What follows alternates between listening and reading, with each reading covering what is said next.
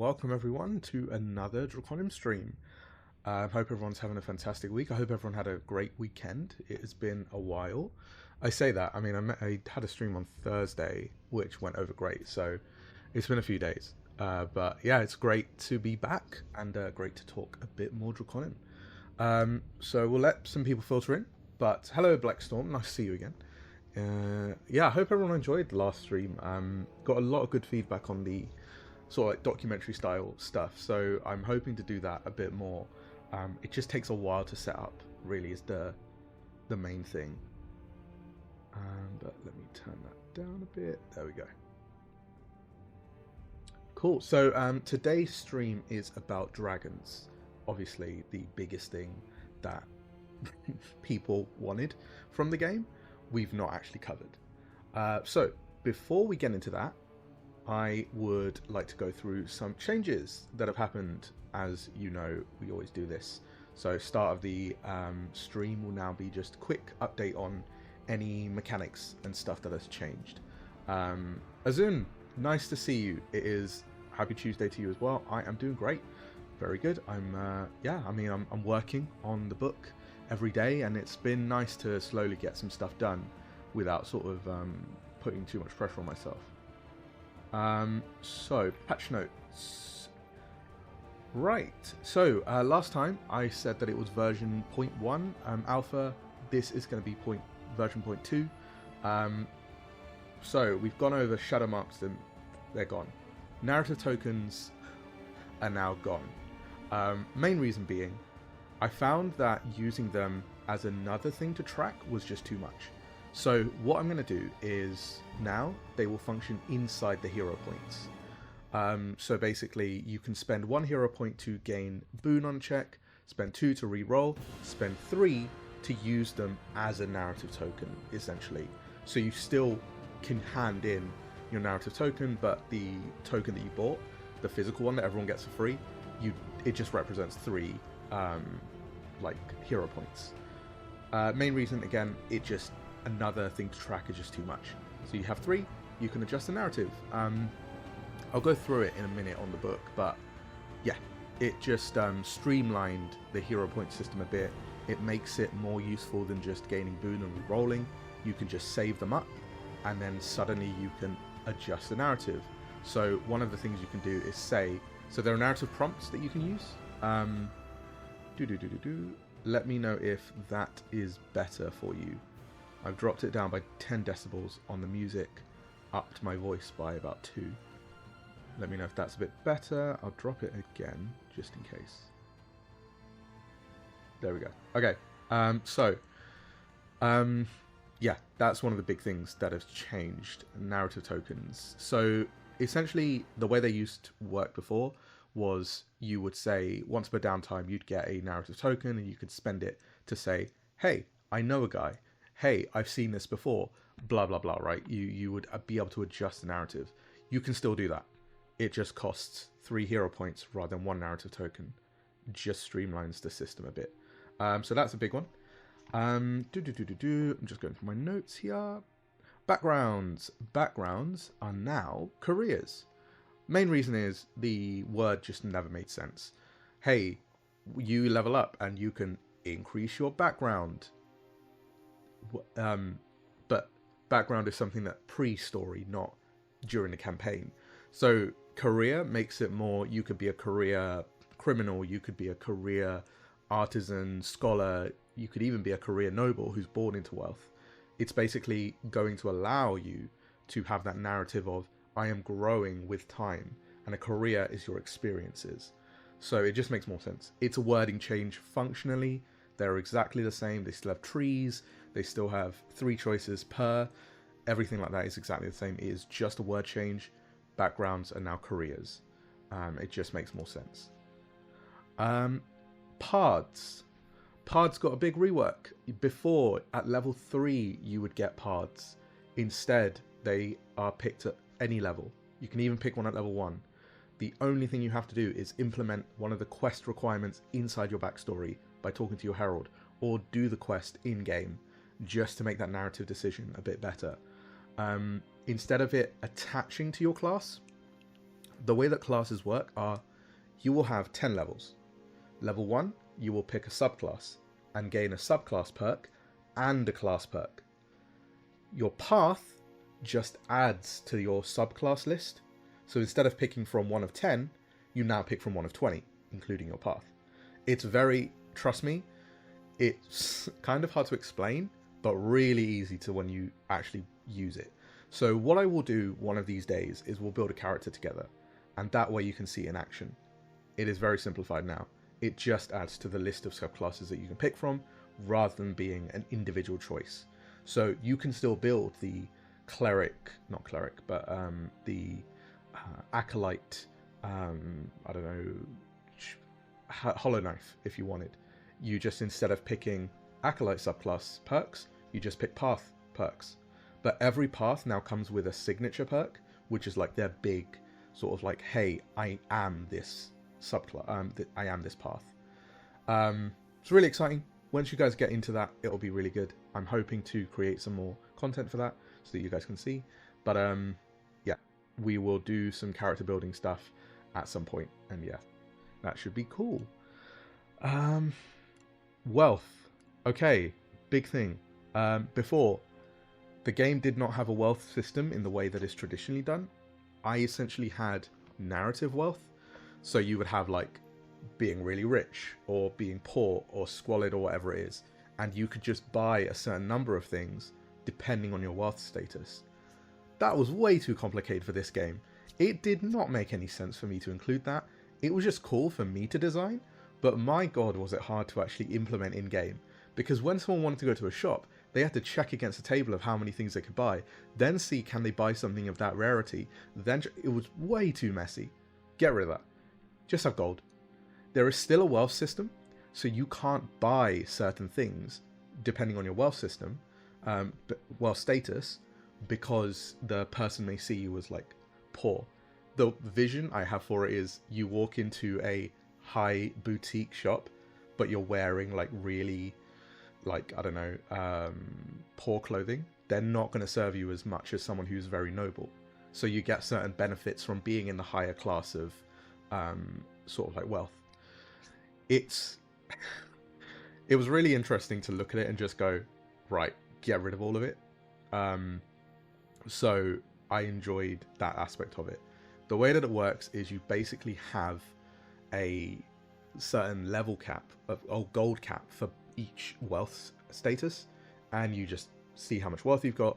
Then that just tells you how people treat you. It's definitely more for the herald than for the players, I will say. You don't need to worry about it as much. The herald will be able to use it in narratives. So yeah, don't think of it as, oh my god, I can't believe I need to track another thing. You don't. Just look at your gold. The herald will make a decision on how wealthy you are around that.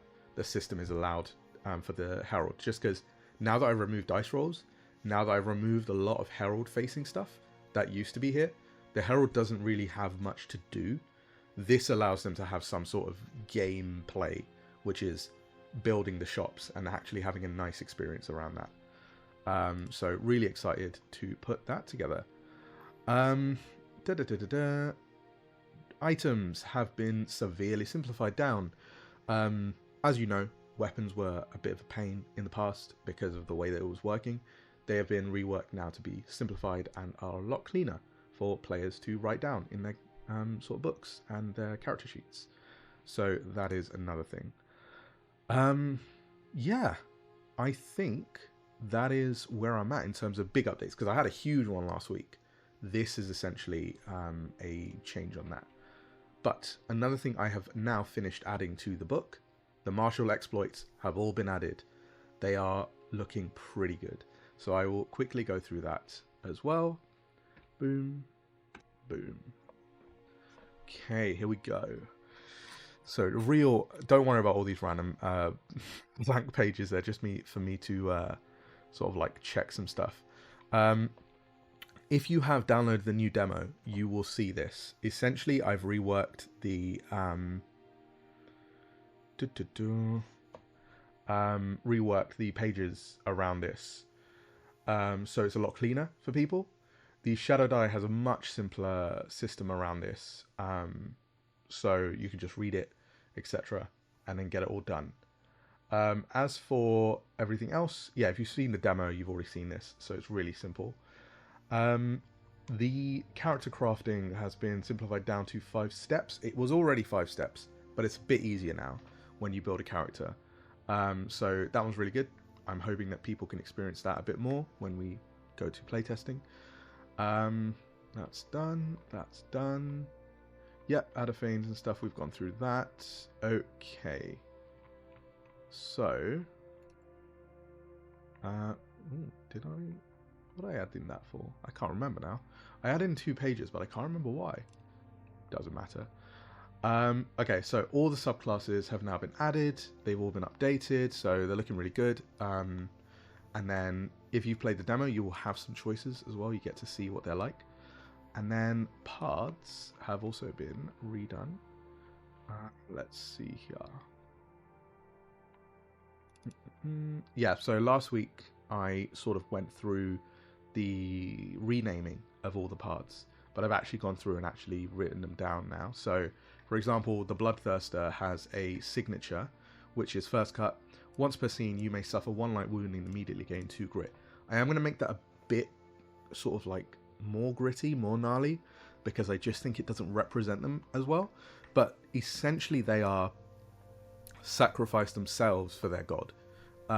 They follow the god of war, the god of battle, and all that. So it's yeah, really cool stuff that you can do. You can gain boon on checks if you use your ritual scars in order to command respect, which is just really narratively interesting. And then you can dedicate a battle to the gods, and then you gain +1d6 on all of your attack checks around that. The Serevoker is also now reworked, so they have a bit more stuff to do. Initially they were very mana focused, but they are now more grit focused, so it's not just a spellcaster. They are now actually someone who can use spells if you have that class, but can do more. So mental fortress, you gain boon on checks to resist charmed, feared, frightened, or focus, confused stuff. And yeah, really cool stuff. The Codexian, again, gets some really cool stuff as well. So you can only cast spells if you're holding your codex, but you may open your book and recite a spell as perfect recall. So you gain an automatic success if you do it this way. But yeah, I won't go through all of this too deeply because that's not what this is for. But I'll quickly go over spells and thingies. Where did I put it? Okay, so we had the spells. I've reworked the technique examples, so it actually shows you the updated techniques in a bit more detail. So you can see emanation, target, cone, line, wall, sphere, and it's just very clear what they look like. So it's way easier to visualize when you're playing. Then I go through and add in some details on every single one, so there's more lore for every single spell aspect because they needed it. They weren't very distinctive, so this now gives you, and the Herald, a bit more stuff to work with. So yeah, really cool stuff there. And then we get on to the really cool stuff here for the martial classes. Your martial exploits. You have 6 traditions, same as the magic schools or spell aspects. You have 6. You have assessment, momentum, power, precision, and suppression. Each of those sort of representing a different aspect of battle. So assessment is tactical prediction and battlefield awareness. Momentum is fluidity and speed. Power is overwhelming force and domination. Precision is accuracy and weakness assessment. Protection is shielding and battlefield control. Suppression is grappling, disarming, crippling enemies. And what you can do is, let's say you build a fighter. When you build a fighter, you can pick up to, I believe it's 3 martial exploits from 2 of their traditions. So you could build a fighter whose assessment and, what's the word? Oh no, it's not assessment, what's that? Momentum. Sorry. There we go. Who is momentum and assessment based. Or you might go, right, I really want someone who's going to be just on the battlefield at all times, just destroying things. You've got all power. And what I have had really fun with is writing the names of them. Like, Are You Not Entertained is just such a cool name for an ability. So, yeah, really cool stuff there. And then, yeah, it's come together quite nicely, actually, if I'm to be completely honest. It feels like you have the same options as spellcasters without limiting you to just, I am just a fighter, I can only do these things. You now have a much wider range of options to build the physical martial class that you want to build without being limited by what the game is going to provide you. So you want to build someone who's got one in every single tradition, go for it. I'm not going to stop you from doing that. But yeah, so really cool stuff. So now we get on to the dragons. But, you know, before we move on to that, if anyone has any questions, please feel free to drop them in the chat, because this is the slight update part of it.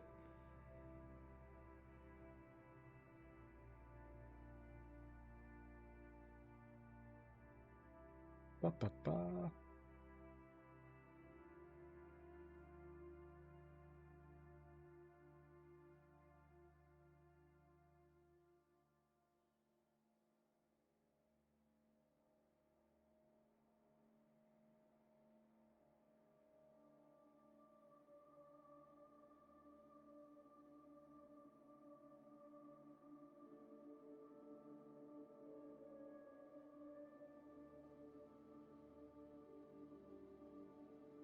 But yeah. Right, so I assume there's no questions, so I will leave it there. But if anyone has anything, let me know. I mean, we can discuss that in a minute with dragons. When we get onto the dragons, we can talk about that a bit more. But this was more just general patch note questions, changes to the game, and anything that you wondered about around that. I know, it is very quiet today. It's fine. I mean, it happens, right? It's a random Tuesday. I forgot to let people know that this stream was happening. So it's my fault, mainly. But I think, to be fair, I don't mind no questions, because it means that I've made it clear enough that you know what's changed. So that's great. Really happy about that. Okay. Dragons. So, dragons. Huge part of Drakonym, one of the main features of this game, and also a big part of the Akaroth lore. So it is really interesting to see. Cool. So, dragons. The dragons of Akaroth are, you know, as I say, a big part of the world. They were brought into existence by Valathar and Xertius as essentially part of themselves in person. They don't look like those two, however. They are very distinct in terms of their visual styles.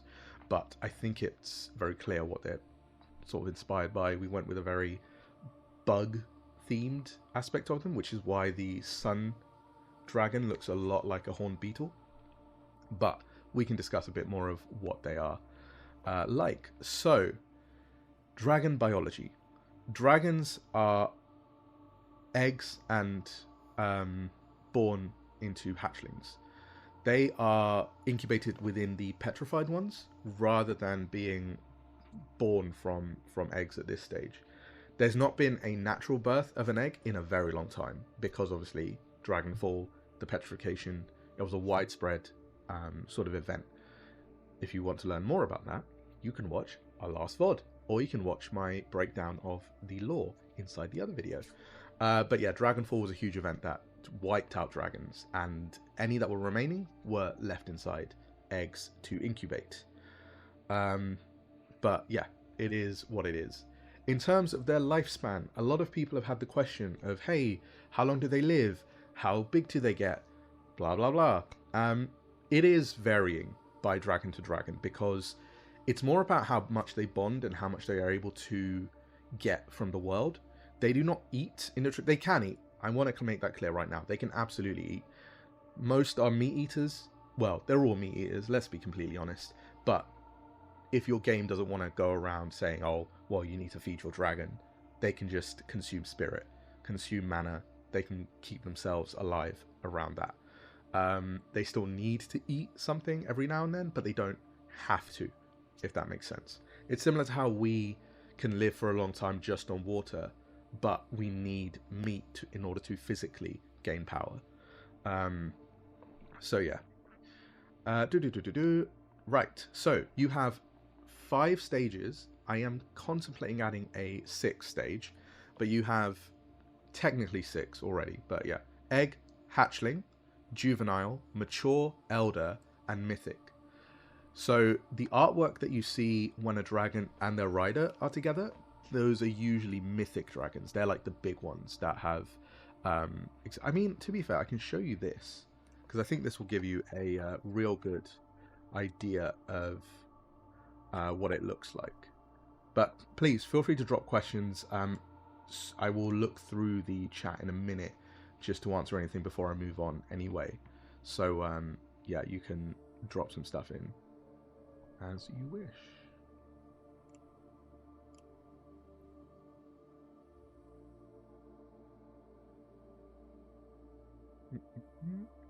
Right, so should I show you this? Probably.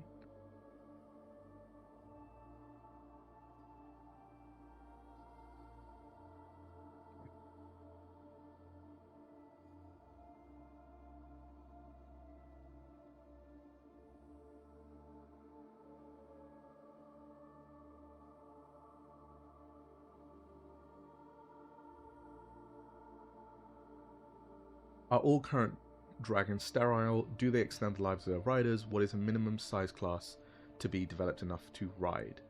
So, they are not all sterile.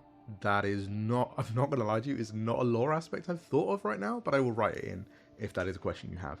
They can give birth to new dragons, but they need enough time to grow and, you know, actually mate with other dragons.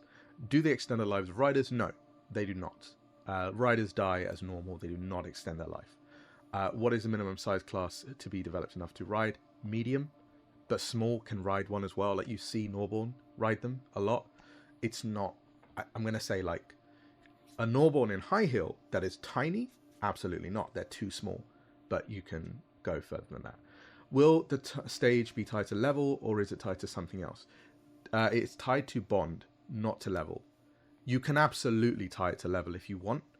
There is nothing against that. I would say every 2 levels, your dragon will level up and increase in its stage. But for now, it's just if you have... So you have a tracker, which is 12 bond. Once it hits 12 bond, it evolves. Similar to XP, but dragons can track that. And every 12, it will evolve into the next stage. But yeah. What is a dragon's lifespan? It's honestly infinite. I've not really given it too much thought, but they can live for millennia. There's nothing stopping them from living a long time because they don't need to eat all the time. That's partly why Dragonfall came. It was a purging of the dragons. They were living for too long, so they needed to be wiped out. They need to be juvenile before you can ride them. A hatchling cannot be ridden. They must be... Oh, that's what you were asking. Sorry. I thought you meant what size class do you need to be? Okay, a dragon needs to be juvenile or higher for you to ride it. There we go. That makes it more clear. So I'll show you a mythic dragon. This is a mythic dragon. So you sort of see the... Oh yes, first time you guys are seeing this animation as well. It is pretty slick. So that is that. And then here's the other one as well. Oh, look at that. That is so cool.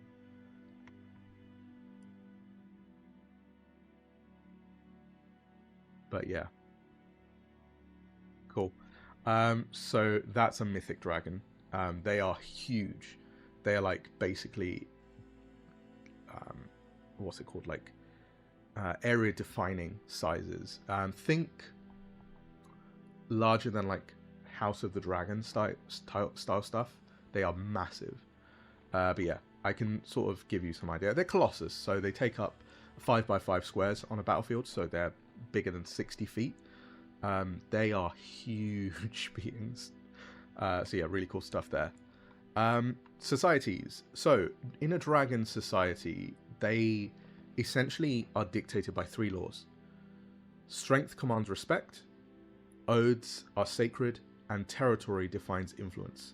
They lay claim over to areas. They promise words. Their words are promises, and they do not fight through bloodline or whatever.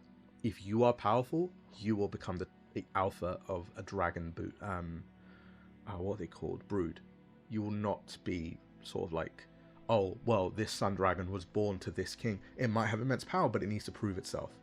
So it's very much sort of like lions and the jungle sort of stuff, where a pride may have a child, and that child will eventually grow up to leading the pride, but if it gets defeated by another one, you know, that's the way it goes.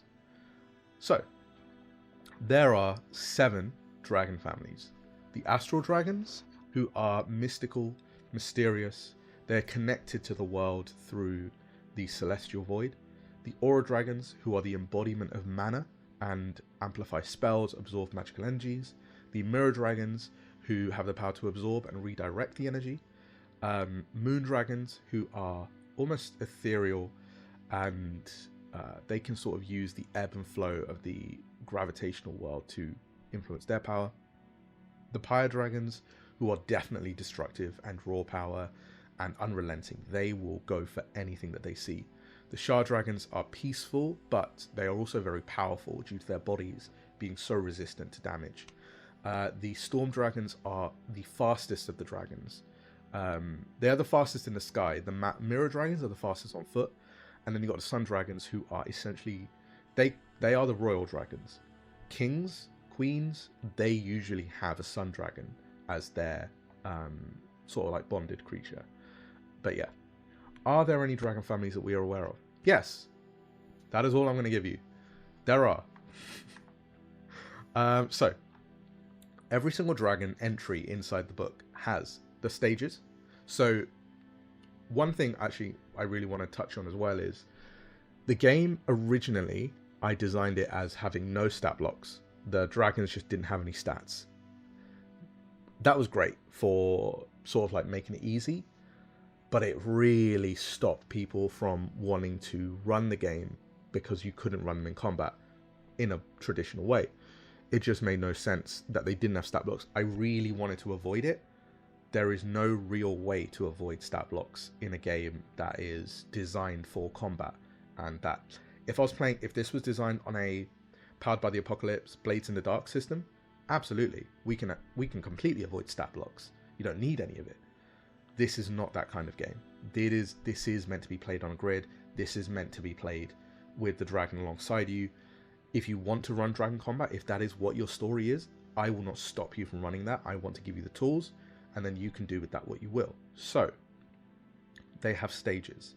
Each stage has certain stats, certain abilities, certain claws, certain attacks, sorry. They need that. Otherwise it just makes no sense, and it actually becomes harder to run. So I've added those in. I will go through them in a minute with each of the families, but I wanted to make that clear from the beginning. You can fight with dragons. They are not simply a narrative decision that you have to make. They can be more than that. It just needs to be a choice that you at the table make. So stat blocks are essentially, literally, stat blocks. They are all the stats that you need to run that creature. So health, stats, abilities, so attributes, any actions they have, stuff like that. Dragons are quite easy because they share your wound system. They don't have their own wounds, but they do have their own armor slots and stuff like that. So yeah, they have lairs. I have designed individual story and lairs for heralds to use. So let's say you guys want to hunt for a like a pyre dragon. There are going to be details on how you can go hunt for that and what their lair is going to be like if you find one. Because you can also fight with dragons, and also that means by default you can also fight dragons. They are going to have stat blocks and information at the back of the book so that you can just pull them out and use them in combat as a statted creature. I just think there's no point trying to avoid it when the game needs it in order to function correctly and make any type of playstyle work. You want to run just narrative? You can absolutely still do that. The rules for that are still there. You want to run it with combat side by side a dragon? absolutely, the stat blocks are there for you to use. However you want to run your game, that is my responsibility to make happen. I will do that. Feedback has been clear. I'm not going to stop that, you know. So they have layers. They have unique layer actions that they can do. They can spend actions to do them, by the way. This is not just going to be random. You will spend a layer action. You will spend actions to use a layer action.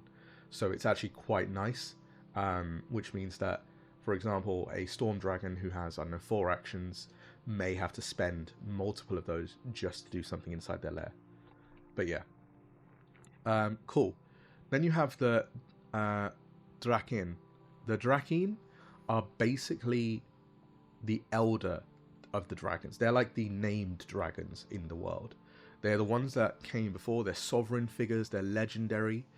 They actually survived Dragonfall. So they're massive stuff. You can literally run a full campaign around finding one of them. It's really cool. The details I've written on them is really fun. And then you have adventure seeds. Every single dragon will have a few adventure hooks if you as a herald want to run one around one. So, for example, the Storm Dragon might have one that says, oh, well, this is Drakonym pronounceable by non-dragons? No. You are the only people who can speak. There might be some people who can speak Drakonym. I'm not going to go into detail with Drakonym here today because, you know, that's not what today is about specifically. I will do a dedicated video on those. So yeah, dragon combat still goes against the vow, right? So the vow is changing because there needs to be some level of consistency between what the vow means and what it does for players. By simply stating dragons cannot attack, it completely negates the need for the stat blocks, right? Like, what does that mean? Why do they exist? I am then going to rework it slightly so that it's a bit more broad while still keeping the core concept together. Yeah. So, that's that. Cool. Yeah, so the Drakonym, they are essentially the sovereigns. They will provide you with a living archetype that you can use as a basis. They will provide you with a narrative thing for your game, so potentially you might want to use one of these Drakonym as the main boss of your campaign. And it's just really nice to use them as a story hook every now and then, so there's details for you to do that.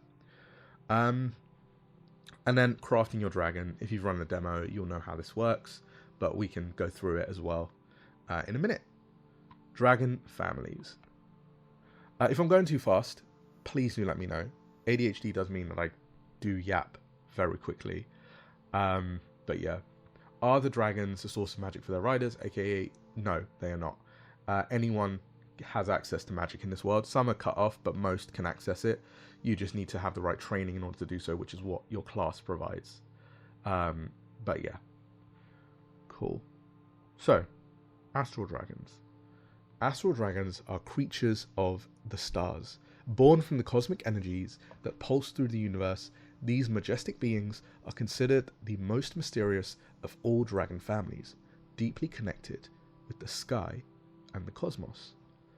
They are logical, introspective, and contemplative. They're a fun one, to be honest. They're really cool. They were based on the... they were actually based on the caterpillar. Sort of like with the segmented body. So really cool stuff on that end for them. So it was really fun to put them together.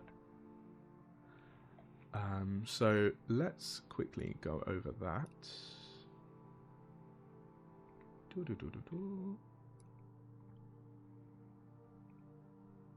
Okay, let's see. No questions. Okay, fine. Right, so you will be able to build some traits. There are example traits here, so it will tell you how to build one. And I want to just make it a bit clearer for people because they had a bit of trouble writing the traits. So you will just give it a name. You will then give it an effect, which is how you want to do this. And then a limitation, which is like a narrative drawback. So, for example, Stargaze. Once per session, when your rider asks aloud what path to take, your dragon will emit light that points towards clarity or consequence. The limitation is the message is symbolic and may require interpretation. So although it points to it, it may not point directly to that. It may point to one section of the large quest. That's up to the Herald to decide how that manifests. Star Flare is you flare with radiant light, banishing illusions or mental fog, but it also means it will draw attention from other things. So using it in a dark environment may mean that other creatures can see you. That's a limitation. Honestly, this is one of those things that is, I will admit, it is easier when it's just written for you, but I really wanted people to have different dragons at their table. Because if I just said, hey, you have this dragon, and this is a stat block, suddenly you're stuck. What decision do you have to make in order to do this, right? How do you adjust your dragon so it's not the same as this person's? That's where the big problem came in. It does fix it slightly. One of the things I am working on is, we had dragon classes before. I designed a bunch of classes for dragons. It got too much. You were doing too much work to build a dragon, so I got rid of all of that. So yeah, that was one of the things that I did. I'm considering bringing them back, just as maybe a decision that you guys make at the table. Do you want your dragon to have a class? If so, here is a list, allowing more customization. Because right now, they're mediocrely sort of like adjustable. Any consideration of a signature perk type for each dragon? So yes, technically you can have that. The problem is it comes back to the same problem of sort of like, how do you make things unique but don't make it the same for everyone, right? What if you had a table of all astral dragons? By having a signature perk, if 3 people did the exact same dragon, you're suddenly stuck because you have this same signature perk. There's nothing that makes you unique. So as Inusko says, I followed the kiss rule here, which was keep it simple. It was very simple. You answer these questions, you build a trait, it was done. A lot of people aren't used to that because your games usually tell you what you have. So this does make it a bit more difficult, but yeah. Just tweak this slightly. There we go. So yeah, it can be a bit more difficult, but I am going to say that it is going to be something that once you do it, it'll get easier with time. So Astral Dragon Lairs, they have the following. Oh gosh, I enjoy doing just random editing while I'm doing these streams because I do miss things, and then suddenly it's like, okay, let's just fix it. So the Astral Lairs will have altars, gravity wells, starlight pools, constellation pillars.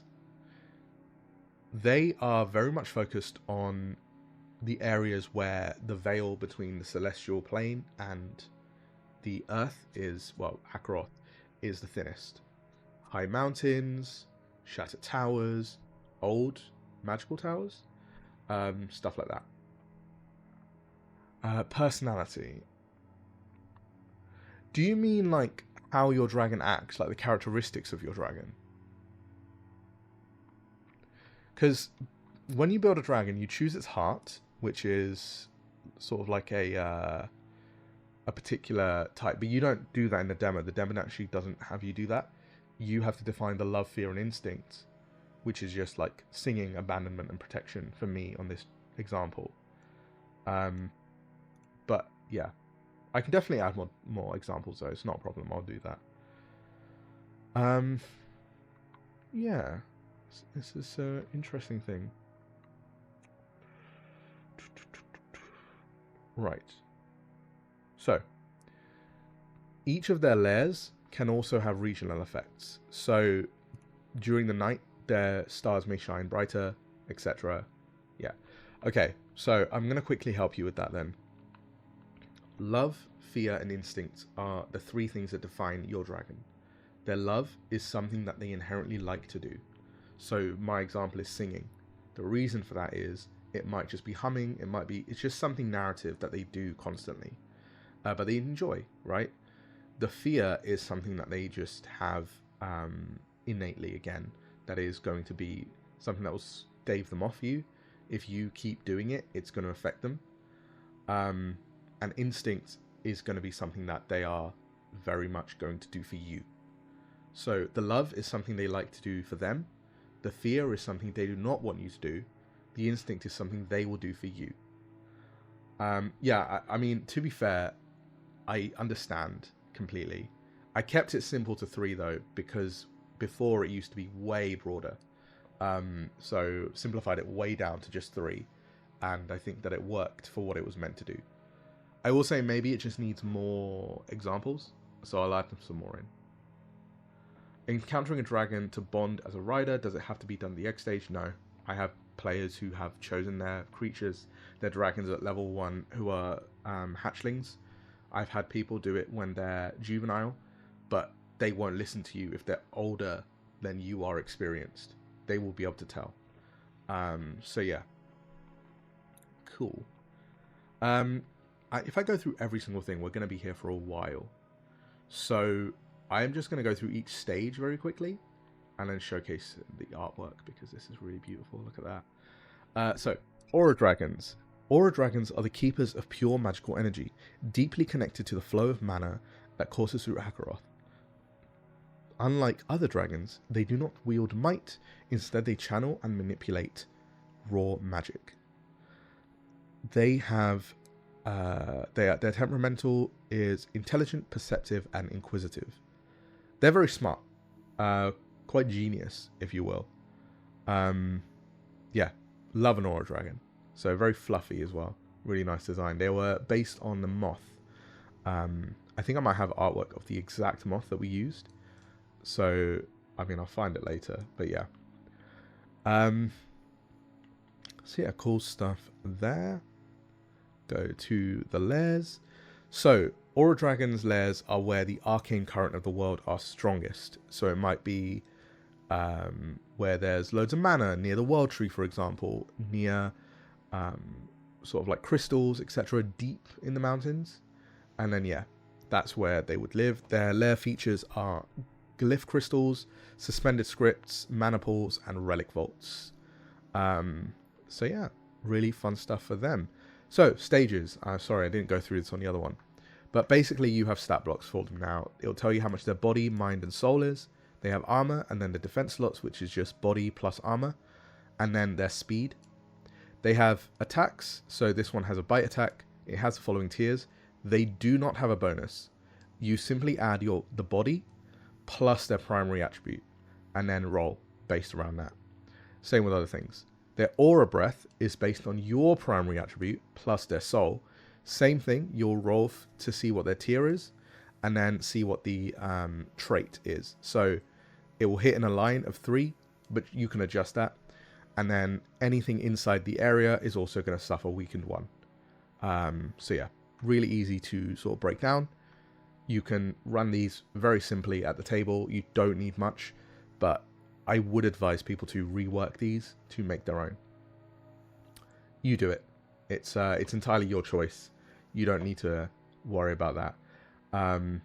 So yeah, cool. Mirror Dragons. Mirror Dragons are masters of deception and speed, utilizing incredible reflexes to outmaneuver foes.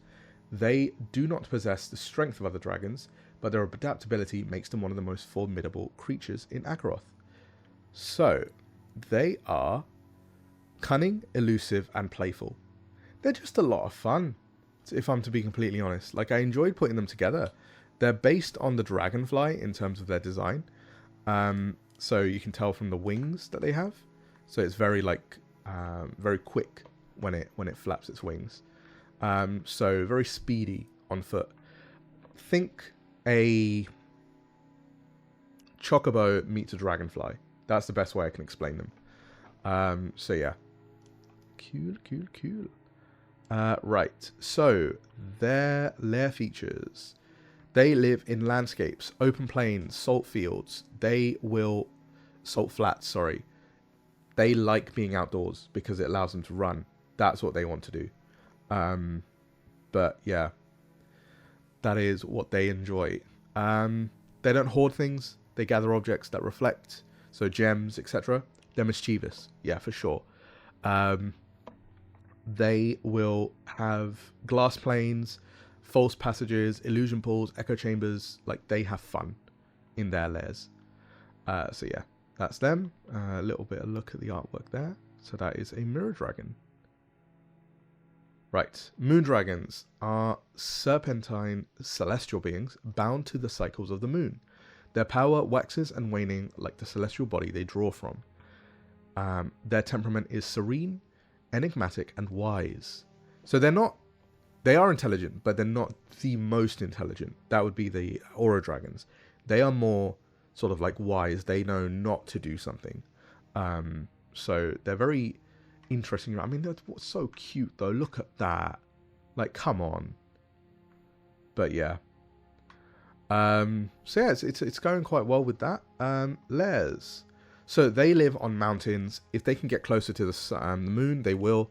They will live high up, usually bending the light in order to hide themselves. They have moon pools where they can reflect water and moonlight into that. They have tidal chambers, silver glow, and they have silent crescents within their lairs. So really fun lair for them as well. So a bit of artwork here on that as well. So these are the moon dragons. Just gorgeous, to be completely honest. These like little sketches are my favorite part. Like, I love this. It's so dope. But there is something that is so nice about sort of like Da Vinci sketches, you know. So really fun stuff there. Pyre dragons. So, pyre dragons are the volatile behemoths embodying the raw destructive force of fire. They are the slowest but most dangerous of all families, possessing unrivaled durability and a temper that makes them unpredictable in battle. They are aggressive, territorial, and dominant. They are basically your sort of like, essentially your barbarian. So yeah, it would be one of those that is just aggressive, going to fight for its land. They will fight other dragons to lay claim to the land.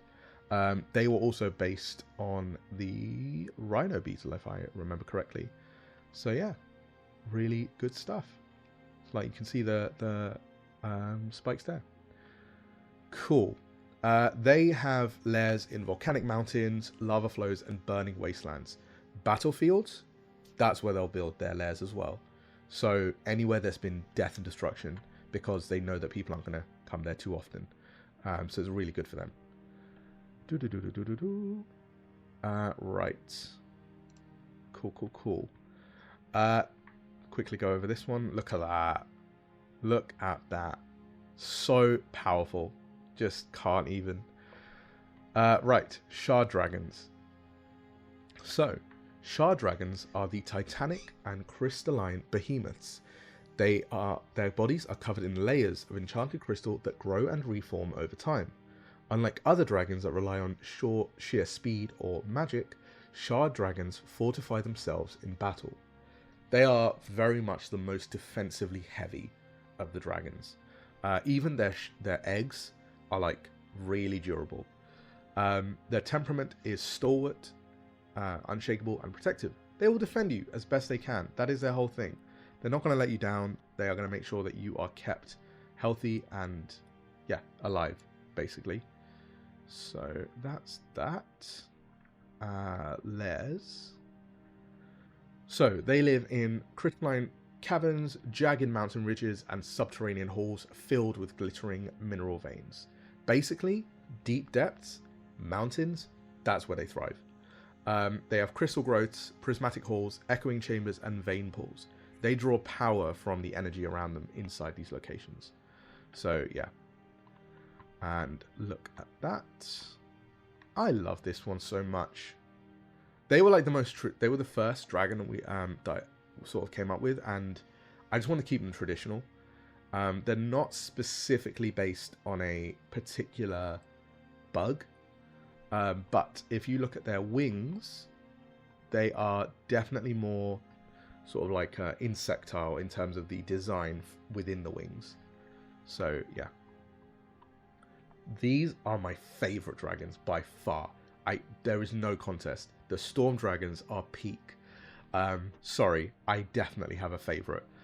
So, storm dragons are blazing fast aerial predators. They strike like lightning and disappearing before enemies can react.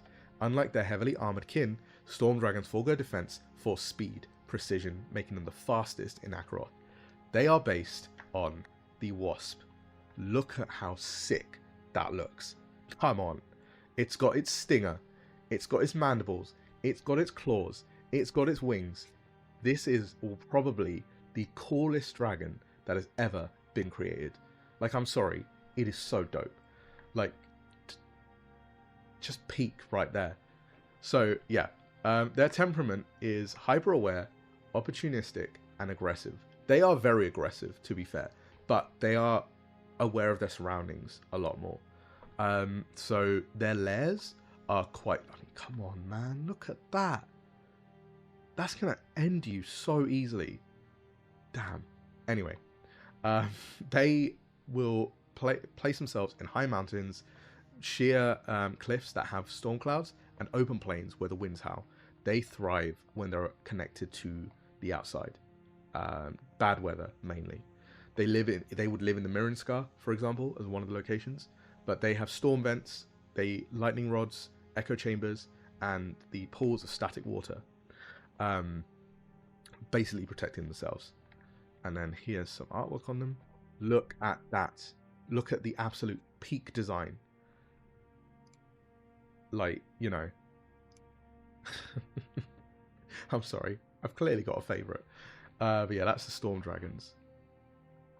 And then we come on to the cover art one. The one that people have loved beyond anything. The Sun Dragons. So, the Sun Dragons are the self-appointed rulers of dragonkind. They embody strength and wisdom, unwavering leadership. They are regarded as majestic and nearly unchallenged. They often act as a guiding force for other dragons, ensuring order where chaos may otherwise reign. Mr. Moondragon, what bug was that one based off? A worm?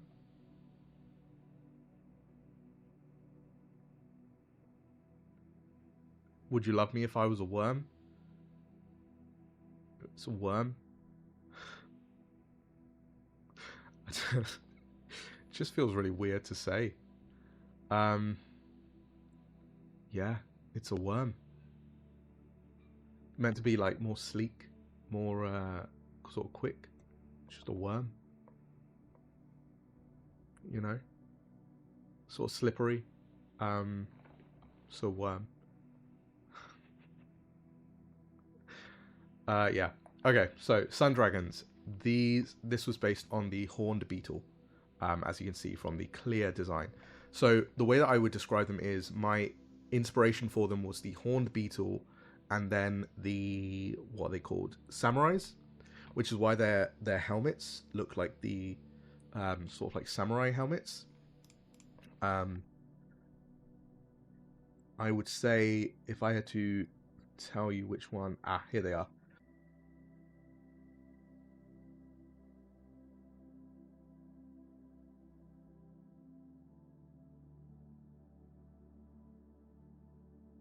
Okay, let me know if you can see me.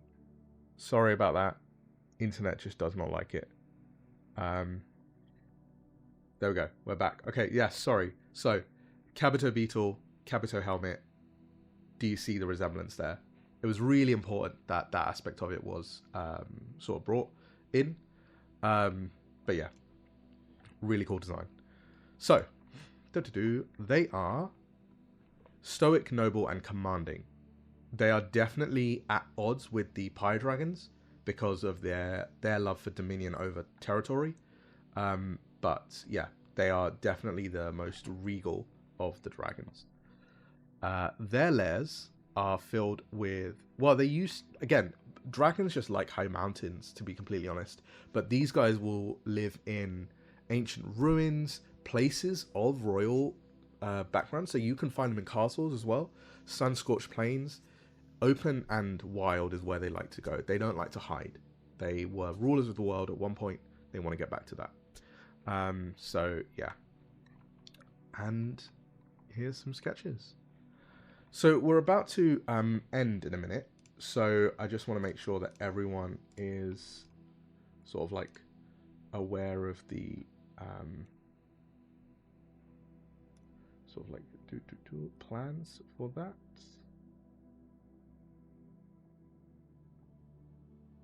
Cool. Okay. So nice. Good lord. There might be something that drops in your email today, but it might come a few times because drive-through is bugged beyond anything I can imagine. So I do apologize if you receive it multiple times, but do check your emails for something, and then let me know if you get it. But yeah, this is so weird. Why is it doing this?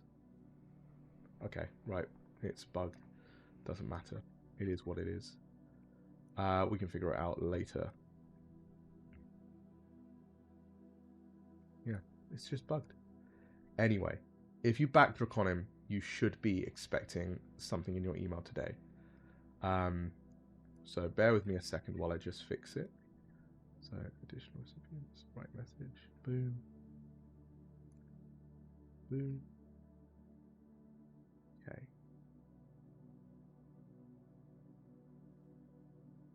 There we go. Okay, it seems to be working now. I do apologize if you receive this multiple times. I am so sorry.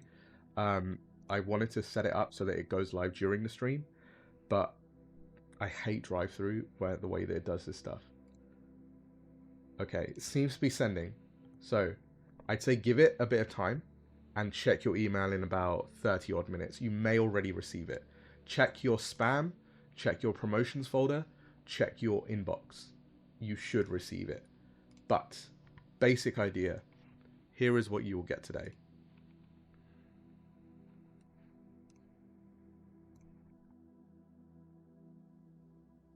The Guide to Batasian is officially done. It is finished. You will all receive the Guide to Batasian in your emails today.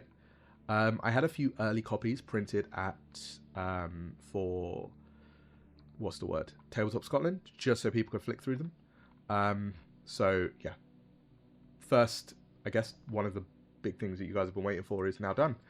It will be in your emails. It has got so much lore in it that it'll be a nice read for you to get into Azeroth without needing to read the entire book.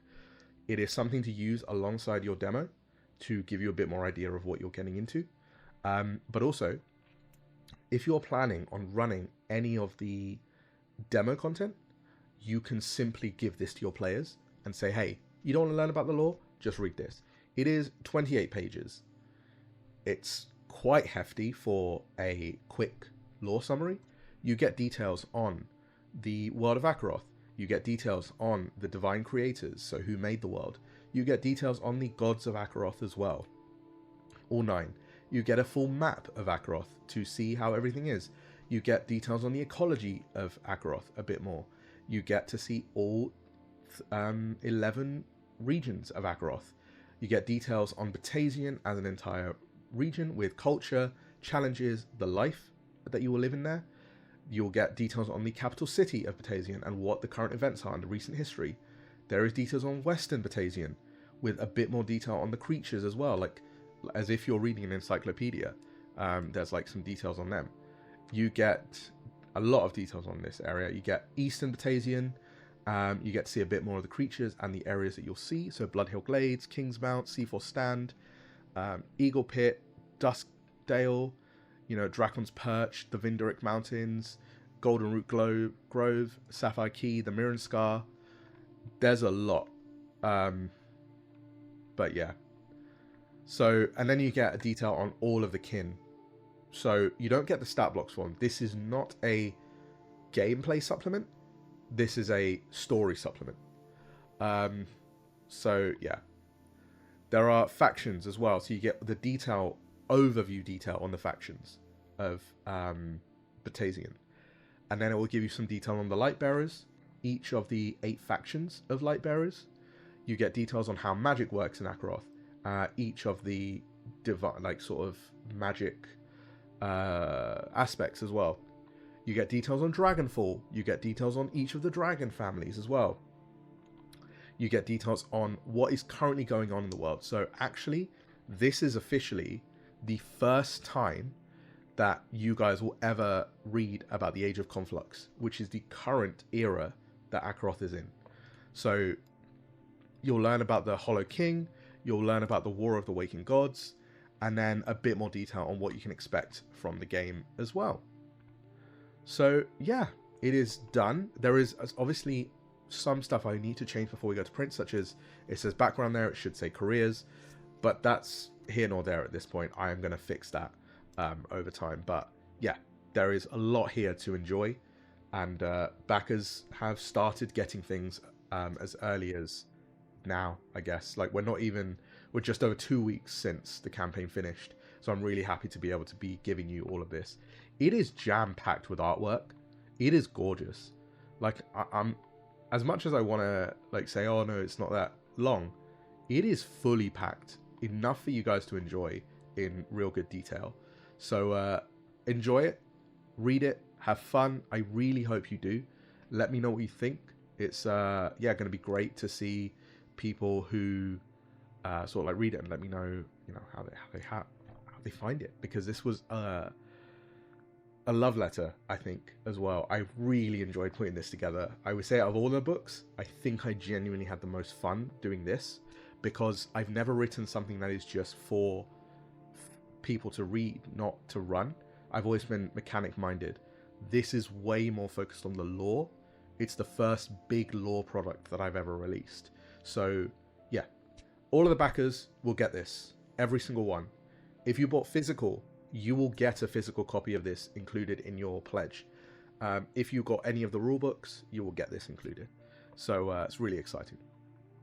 So yeah, that is a really nice place to end, I think. Well, Throne of Lesser doesn't count because it specifically focuses on characters within the world rather than the world itself. So as much as I want to count it as the first big thing, this is where players are going to be able to check it out. Players don't want to read a however long page book, right? Let's be completely honest, they're not going to. This is what will be able to get them into the game like that. So 28 pages, hand it before a session, before even you get started on character creation, they're going to understand the world better than they could elsewhere. It removes the need for jumping into this, you know, willy-nilly. So yeah, really good stuff. Really excited for you guys to read it. Let me know if you have any issues, if there's anything you notice and you're like, oh, I have questions. Please, I'm happy to answer them, but this is a really fun piece of content for you guys. So there we are. Have a great day, everyone. Have a great week. I will let you know about Thursday if I'm going to be doing another stream or what my plan is around that. But I'm really excited for you guys to experience this in great detail. So I will leave you to it. We'll catch up soon. Thank you all for coming. And yeah, have a wonderful rest of your week. Bye.